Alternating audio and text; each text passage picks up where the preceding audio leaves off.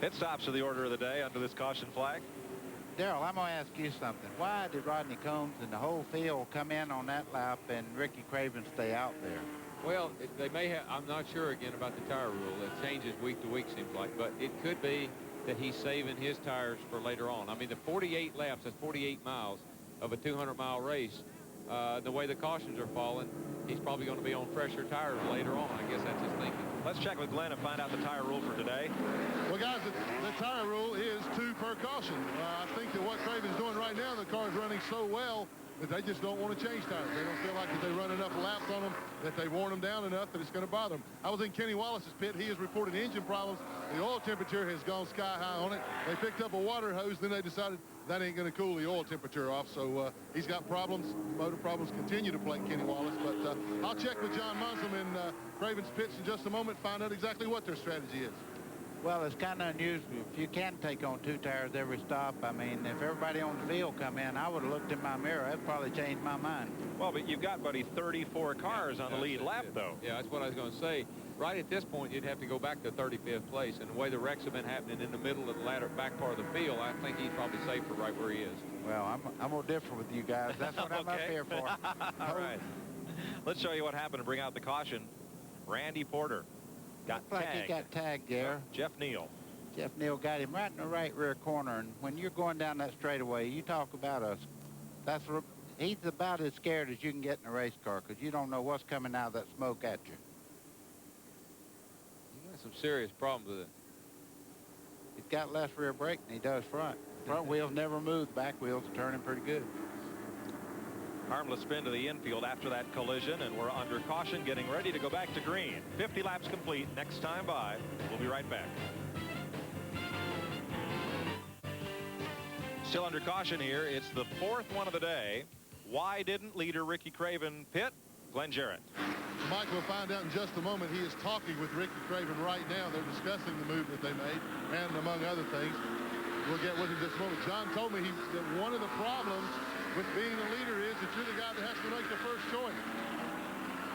If you guess wrong and everybody else comes in behind you, there's not anything you can do about it. He's not sure that he made the right choice. We'll try to get a word with John. You told me that you weren't sure you made the right call there. Well, it's hard when you're the leader to make the right move every time.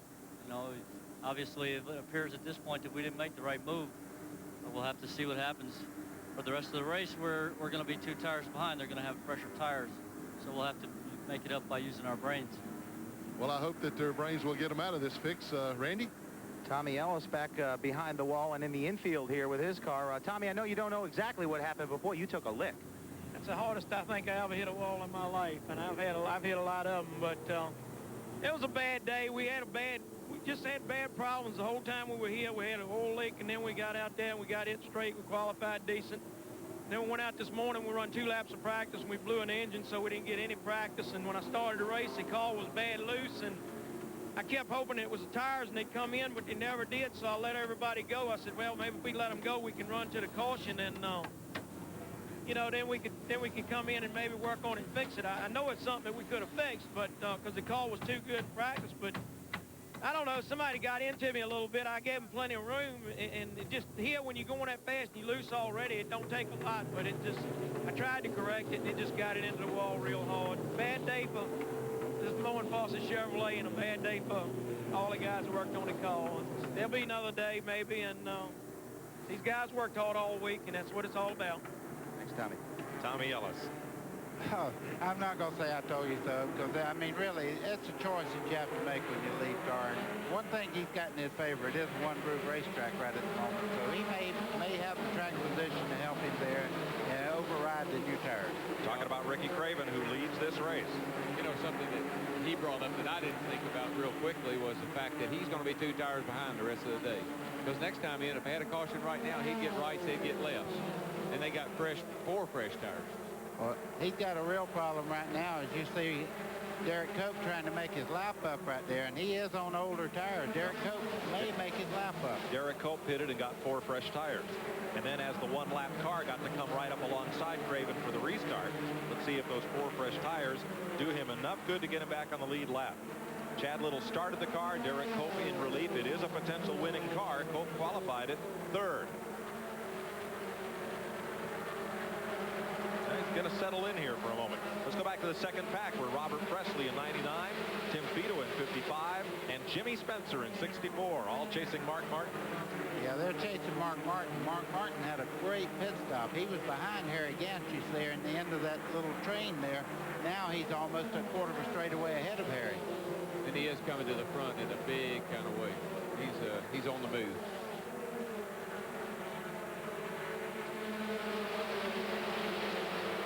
Kenny Wallace, well, for an ailing engine, it sure is working pretty well. That's what I was thinking. It's got pretty good acceleration up out of the corner for a car that's skipping. Probably after that caution, it cooled down. It'd probably run good till it gets in traffic. Might seize up on him in. Dave Rossetti's just behind Kenny. I believe our leader is causing a little bit of a, I think he's holding some people up now, looks to me like, because he got a big train behind him. They're running down. What do you think, Craven. I'm watching this deal right here. I tell you what, you cannot rest a second. You see Stevie Reeves go to the outside there, and he's caught in a bad spot. It'll look like every car on the racetrack is going to pass him before he can get back in line. He may have stayed out because Reeves was posted up in that second position. So he may have stayed out and not got tired. I think he may have stayed out with the lead cars there, and as you've seen in that frame there, we had a fight to Derek Cope getting his lap back. And now Terry Labonte is the new leader. There's the MW Windows Chevy of Labonte pulling away from Craven, and Rodney Combs had a look on the low side there. Things are getting a little stacked up here in the field, and they're starting to wear in that second groove. Yeah, that's the disadvantage of not stopping. You see Rodney Combs made a stop there for two right side tires. He just goes by it well. Yeah, but, you know, Ricky right now, he knows he's at a little bit of a disadvantage. He's just pulling over and letting those guys go right now. Darrell, that's something you always did in your racing career. When you got a little down on something like that, you had the ability to sit there and be cool and wait on things to come back to you. Yeah, he knows those guys will back up sooner or later, and he won't be in that bad a shape. He's just protecting his lead right now. I see Kenny Wallace is having a problem. He dropped off down on the bottom up here. It looks like he's having trouble. Yeah. Pulled it out of gear in the middle of the back straightaway, and he will go to the pits. Yeah, she seized. 3 wide into turn 3. Whoa, Phil, hold her down there.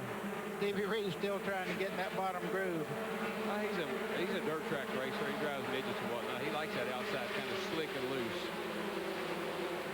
What was it like practicing this morning? Could you get up in that second groove at all? No, you couldn't.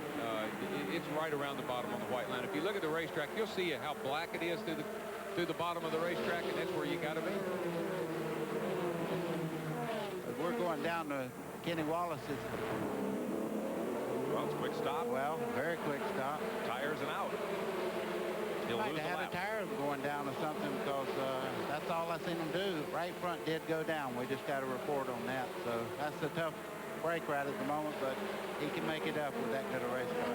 That makes your engine run real bad when you're right front tires. Puts Kenny 1 lap down in 33rd place. Harry Gant is flying up through this field. Just a second ago, I seen him behind Phil Parsons. He's past him and checking out. He goes by Derek Cope there on the bottom side and just drives away at will.